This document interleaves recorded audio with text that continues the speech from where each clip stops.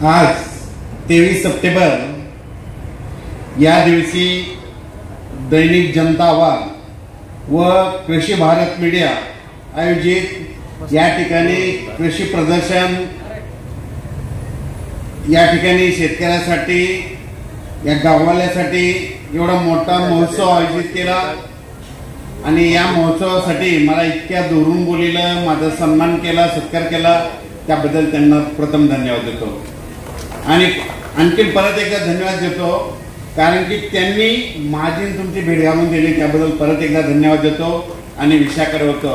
आजच्या कार्यक्रमाचे अध्यक्ष, स्टेजवर बसलेले सर्व मान्यवर, तसेच या ठिकाणी माननीय श्री ॲडव्होकेट सुरेंद्रजी खर्डे पाटील व तसेच माननीय श्री भास्करराव खर्डे पाटील, माननीय श्री सयाजीराव खर्डे पाटील, माननीय सुधीर खर्डे पाटील, माननीय संजय सिंघवी व तसेच ज्यांनी हा कार्यक्रम आयोजित केला ते दैनिक जनता आवाजचे संपादक आणि कृषी भारत मीडियाचे आयोजक ते संचालक, सगळ्यांना नमस्कार करून या ठिकाणी विषयाकडे होतो। आज या ठिकाणी सगळ्यात महत्त्वाचं माझे प्रगतशील शेतकरी, तरुण शेतकरी, वयोवृद्ध, सोशल मीडिया वार्ताहर, पत्रकार बंधू, तसेच पंचक्रोशीतून आलेले सर्व स्टेजवर बसलेले प्रतिष्ठित व्यक्ती, सगळ्यांना नमस्कार करून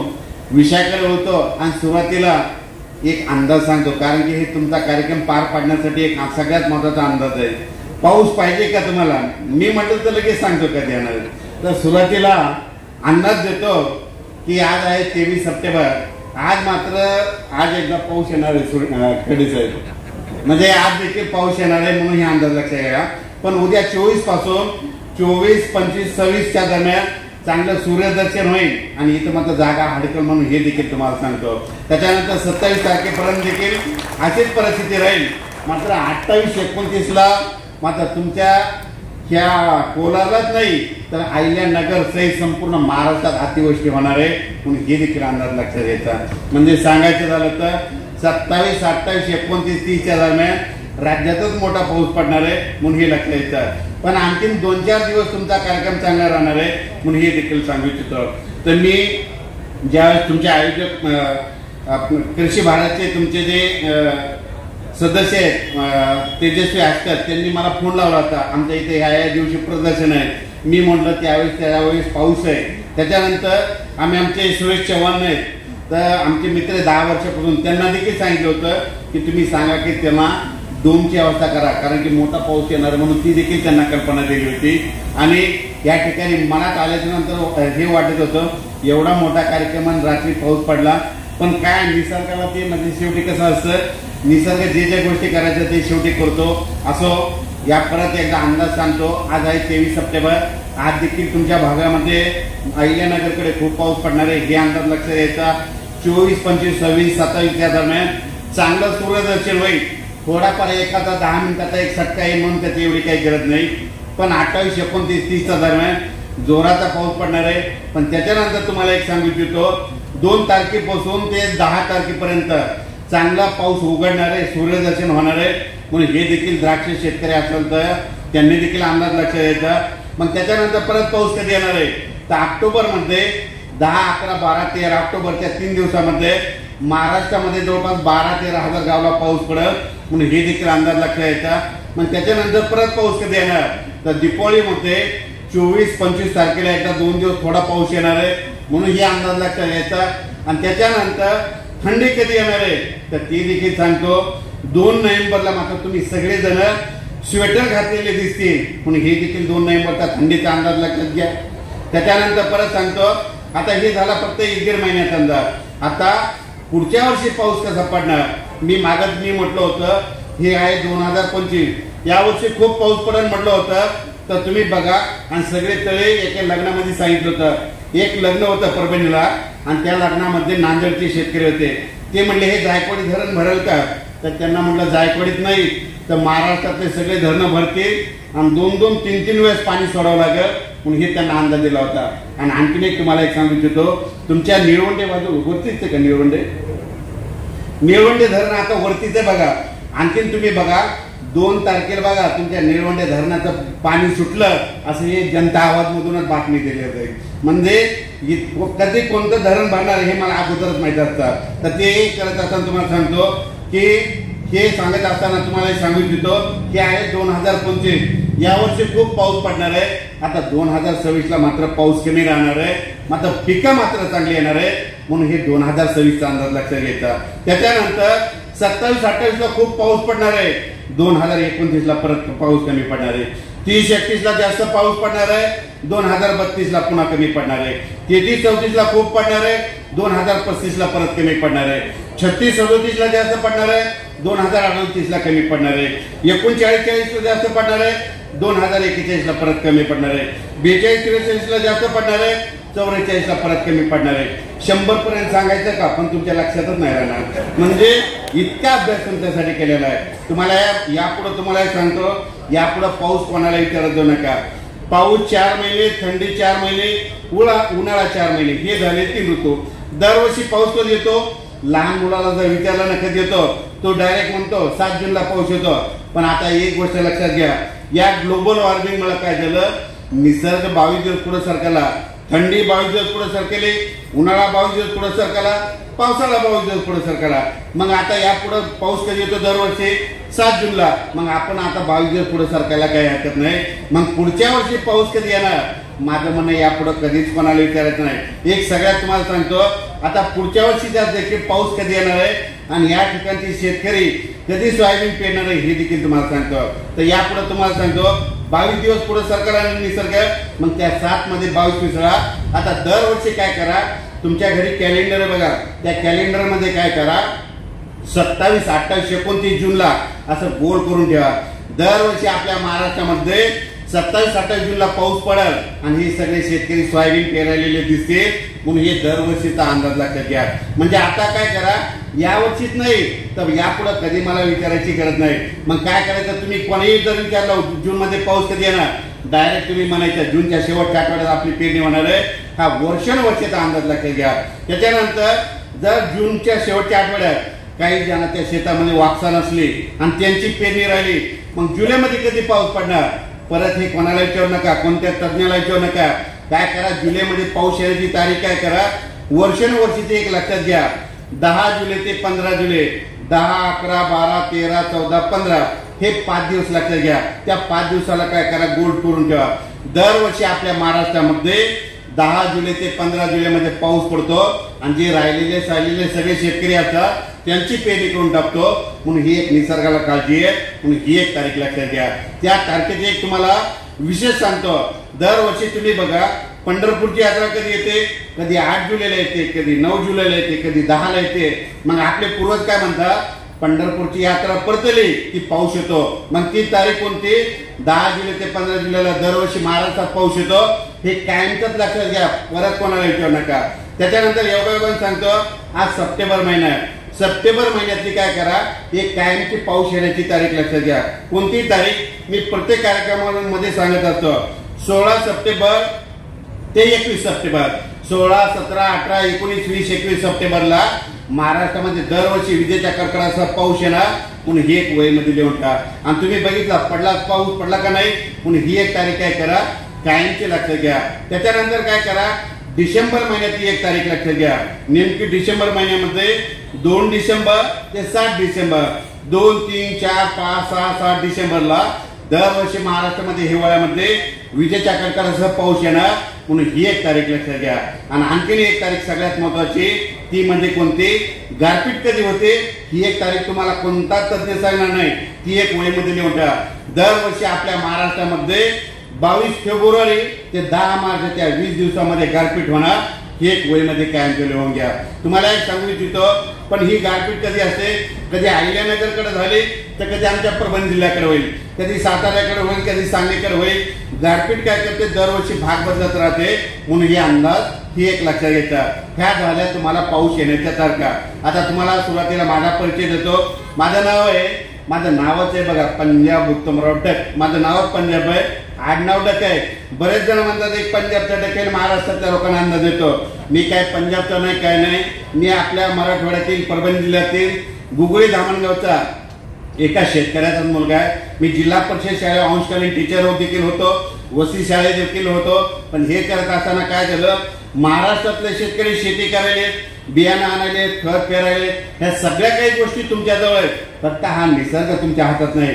मग या निसर्गाचा इतका अभ्यास आहे आणि या अभ्यासाचा कुठंतरी उपयोग हो म्हणून रात्रंदिवस ज्या ज्या ठिकाणी शेतकरी जमते त्या ठिकाणी जायचं, शेतकऱ्याला असं खूप काही मार्गदर्शन करायचं. तुम्ही बघा 1995 ची परिस्थिती बघा. 1995 ला निसर्ग इतका चांगला होता, आपल्या पृथ्वीवर नंदनवन होतं. 1995 ला काय व्हायचं की मुंबईला पाऊस सुरू झाला की तुमच्या अहिल्यानगरला कधी यायचा, 3 दिवसाला. मग तुमच्या गावाकडले शेतकरी काय करायचे, या कोलारचे शेतकरी काय करायचे, लगेच धूळ पेरणीची तयारी करायची, पेरणी करायचे, सगळं जमून जायचं आणि तुम्हाला उतार देखील होत होते.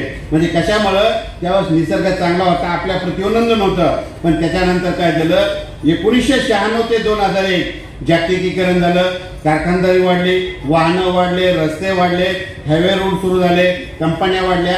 हे वाढल्याच्या नंतर कुठं सुरू झालं, हे सगळं पडीत जमिनीवर सुरू झालं. आणि त्या पडीत जमिनीवर जे मोठे मोठे झाडं होते हे झाडं तोडल्या गेली, जंगल तोड झाली. मग शेवटी काय झालं, निसर्गानं रुद्ररूप दाखवायला सुरुवात केली. निसर्ग रुसला हे कोणी लक्षात घेत नव्हतं. मग 2001 ला तुम्ही काय करायचे, मुंबईला पाऊस सुरू झाला, लगेच इकडे पेरणीची तयारी करायची. तुम्हाला माहिती आता 3 दिवसात पाऊस येणार, पण हे वरुण राजा तुमच्यावर रुसला होता.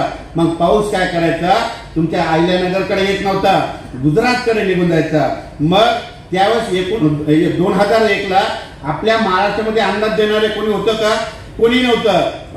तज्ञ होते पण शेतकऱ्याला असं ठामपणे कोणी सांगत नव्हतं. तुम्हाला एक सांगू इच्छितो, हे पावसाचा अंदाज कधी कळतो, आता तुम्हाला या ठिकाणी लहान विद्यार्थी आहेत म्हणून तुम्हाला सांगतो, तुमच्या एवढा असताना लहानपणी 8वीला शिकत असताना मला पाऊस कळत होता. म्हणजे कसा कळत होता तुम्हाला सांगतो.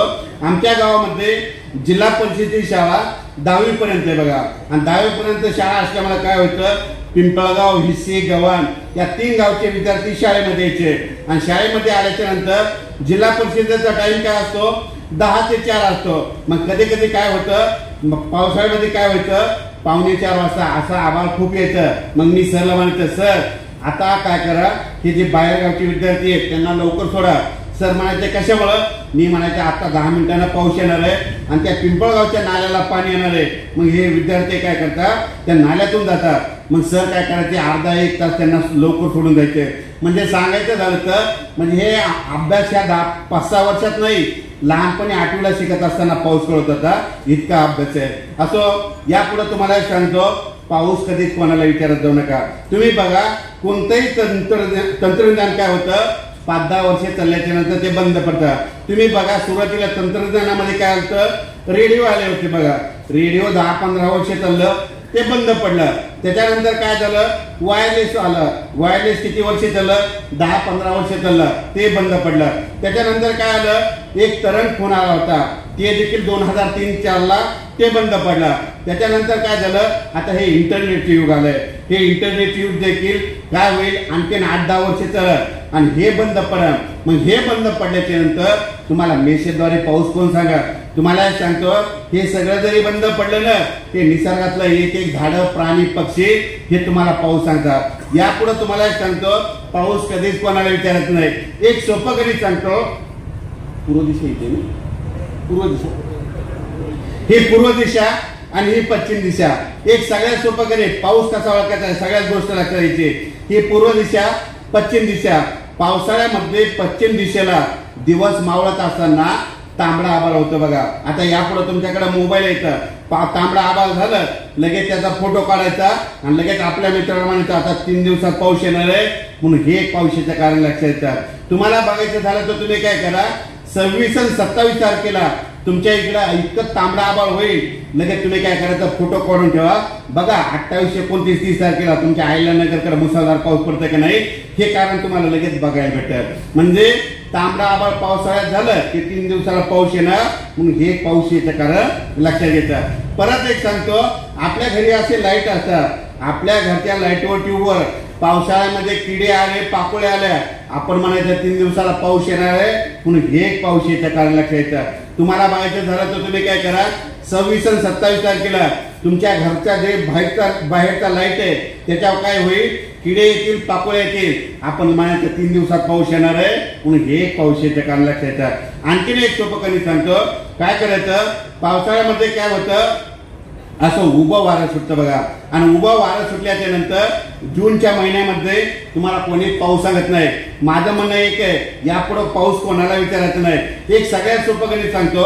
असं जूनच्या महिन्यात उभं वारं सुटलं, उभं वारं सुटल्याच्या नंतर कोणते तज्ञ, कोणत्या वेधशाळा तुम्हाला पाऊस सांगत नाही.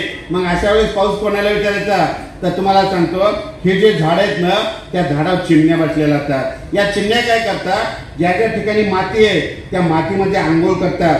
चिमण्यानं जर मातीने आंघोळ केलेली पाहिली, तुम्ही म्हणायचं तुमचं निळवंडे धरण यावर्षी भरणार आहे म्हणून सगळ्यात अंदाजे लक्षात येतात. त्याच्यानंतर परत सांगतो पाऊस येईल कसं ओळखायचा.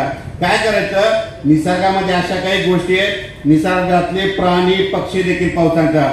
तुम्हाला एक सांगू इच्छितो, रामफळाचं झाड कोणाकडे आहे का, रामफळाचं. तुम्ही बघा, रामफळाचं झाड सुद्धा पाऊस सांगतं.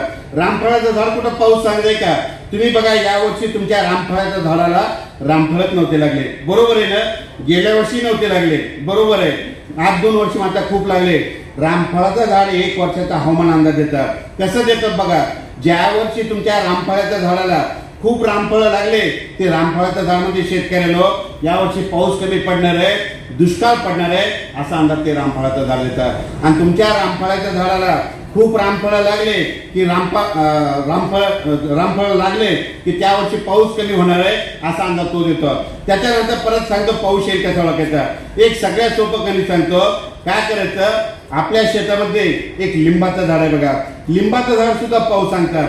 लिंबाचं झाड कुठं पाऊस सांगतंय का, पण सांगतात उन्हाळ्यामध्ये तुमच्या लिंबाच्या झाडाला खूप लिंबू लागल्या, ते लिंबाच्या झाडामध्ये शेतकऱ्यांनो यावर्षी खूप पाऊस पडणार आहे असा अंदाज ते लिंबाचं झाड देतं.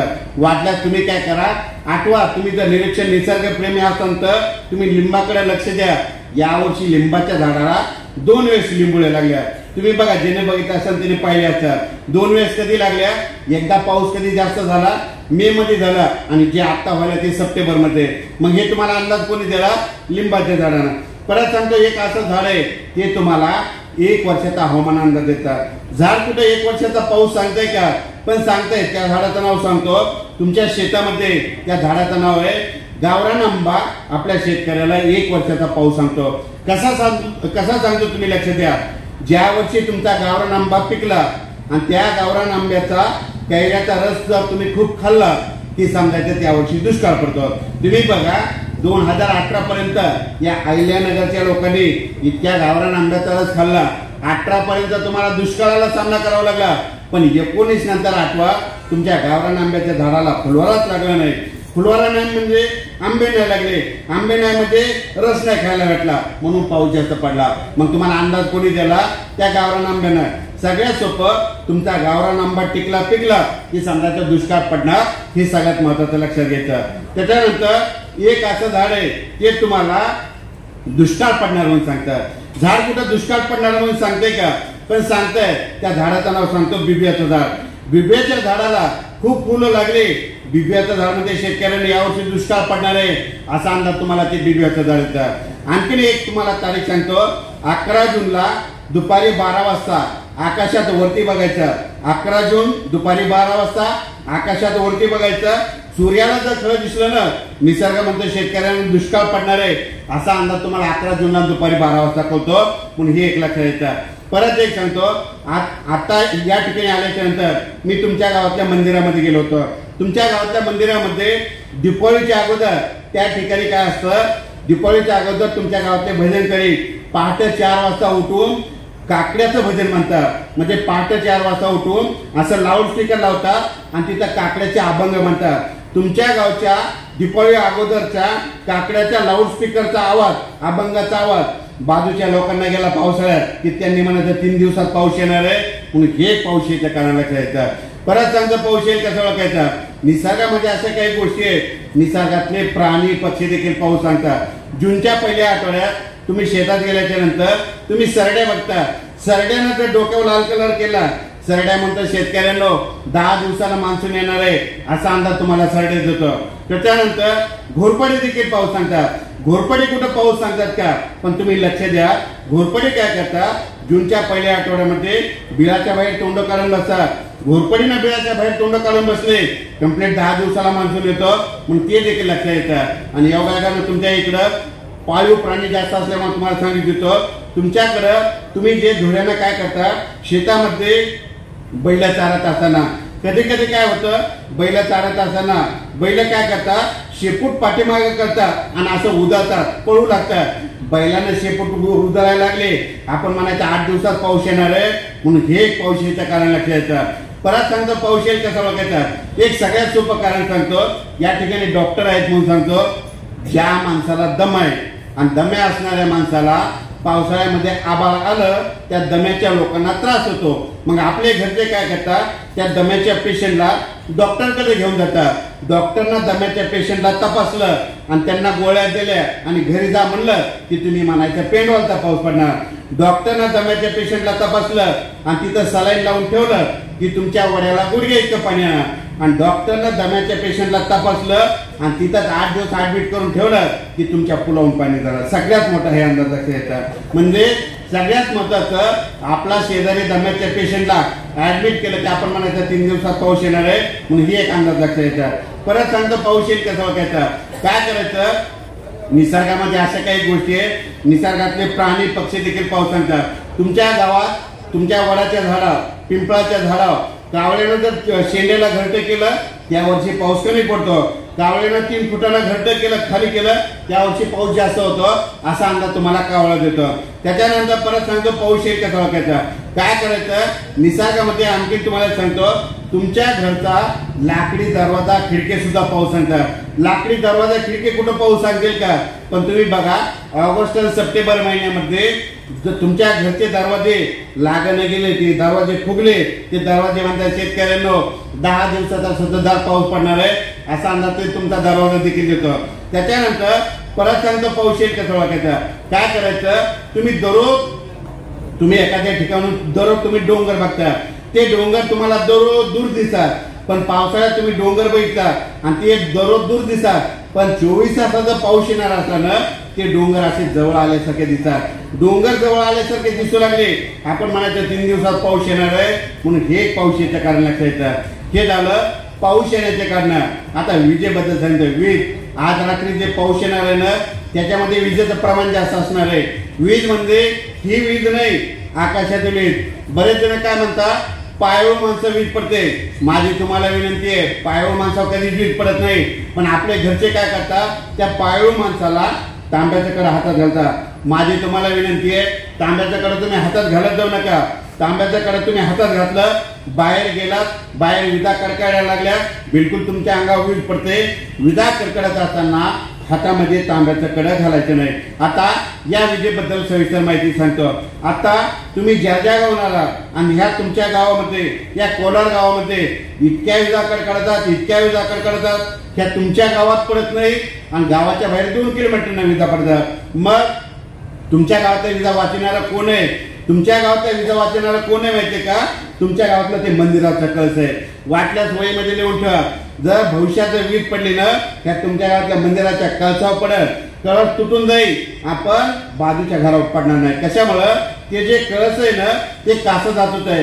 कासं धातू काय करतं, वीज ओढून घेतं, तिथं संपून टाकतं. तुम्ही बघा, भविष्यात पेपरला बातम्या येतील की या मंदिरावर वीज पडली, तिथला कळस तुटला, अशा भविष्यात घटना घडणार आहे, म्हणून हे तुम्हाला सांगू इच्छितो. आता या विजेबद्दल सविस्तर माहिती सांगतो. आकाशातील वीज ही एक नैसर्गिक आपत्ती. या पृथ्वीचा पृष्ठभाग ऋणभारित असतो, वातावरण धनभारित असते आणि या वातावरणामधून सतत इलेक्ट्रॉन वाहत असतात. विजा नाही पडल्यानं पृथ्वी आणि वातावरणातील विद्युत समतोल 5 मिनिटात संपुष्टात येईल. म्हणून विजा पडणं चांगलं आहे, पण विजा पडणं वाईट आहे.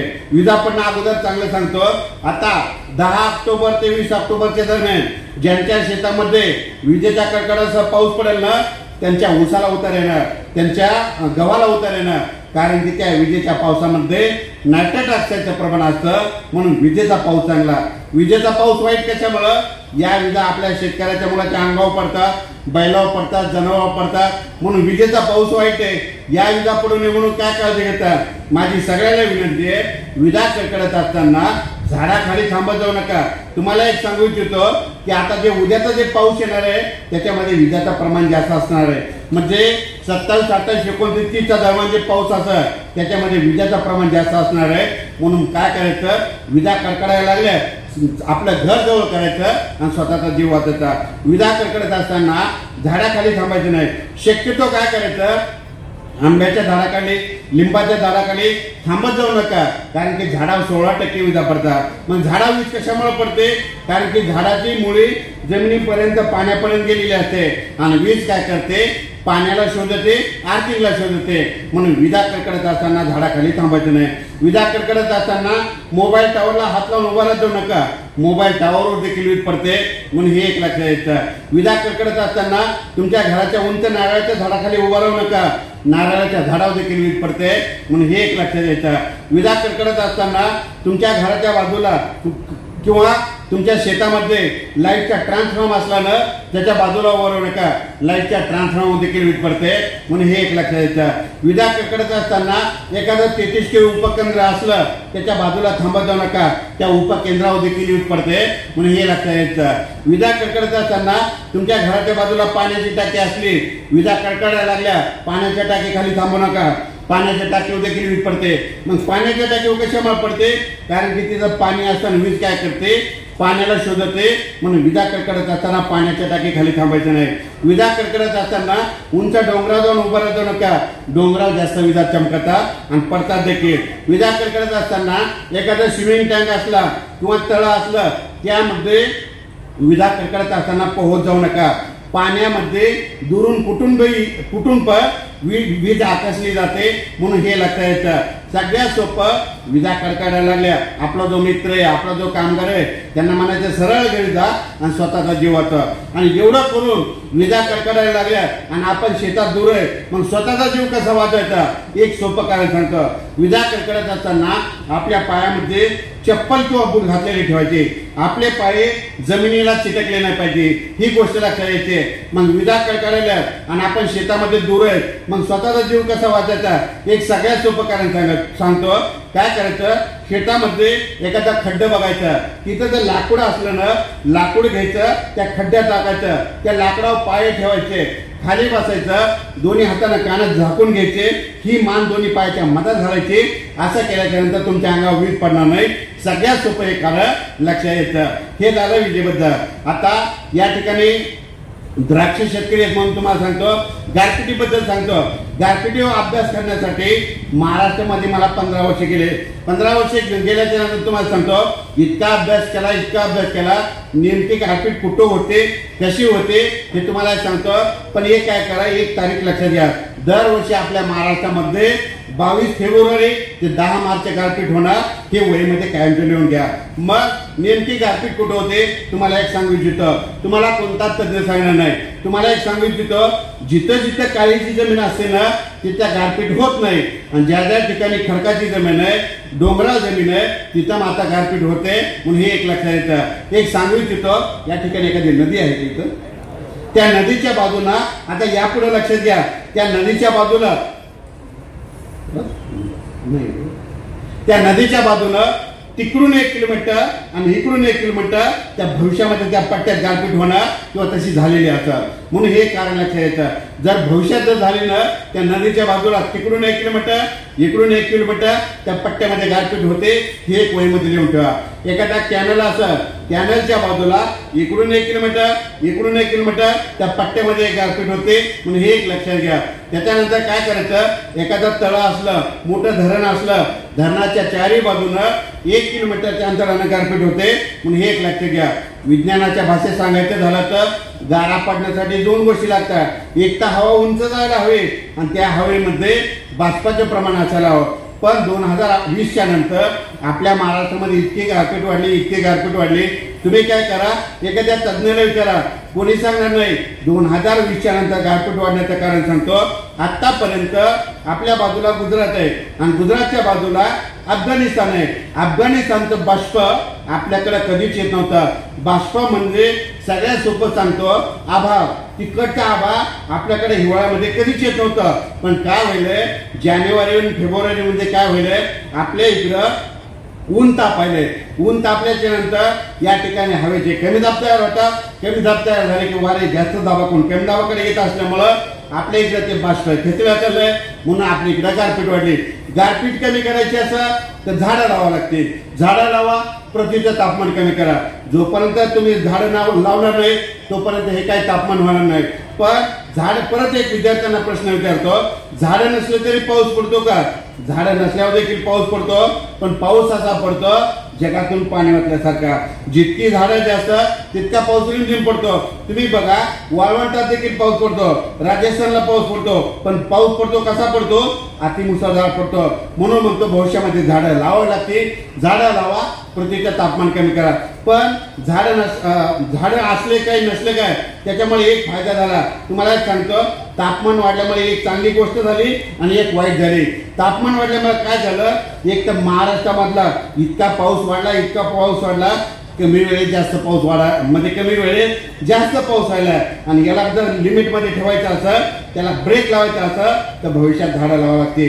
पृथ्वीचं तापमान कमी करावं लागत. म्हणून मग हे तापमान कशामुळे वाढलं, त्याचं सगळ्यात महत्वाचं कारण सांगतो. सिमेंटचे घर, सिमेंटचे रोड, जागतिकीकरण, कारखानदारी, वाहनं वाढले, वाहनामध्ये एसी वाढले, एसीमुळे गाड्या तापल्यामुळे टेम्परेचर वाढलं. तापमान वाढल्यामुळे पाऊस वाढला. म्हणून म्हणतो झाडं लावा, पृथ्वीचं तापमान कमी करा. हे झालं झाडाविषयी सांगितलं. या ठिकाणी परत ज्यांनी हा कार्यक्रम आयोजित केला, दैनिक जनता आवाज व कृषी भारत मीडिया आयोजित, या दोघांनाही धन्यवाद देतो. आणि परत तुम्हाला एक अंदाज सांगू शकतो की आणखीन तुमचा कार्यक्रम, मात्र आज पाऊस पडेल पण 2-3 दिवस मात्र तुमच्या कार्यक्रमाला पाऊस येणार नाही, पण 28च्या नंतर मात्र तुमच्या इथं पाऊस येणार आहे. म्हणून ही अंदाज देतो. थांबतो. जय हिंद, जय महाराष्ट्र. धन्यवाद सर. आभार प्रदर्शनापूर्वी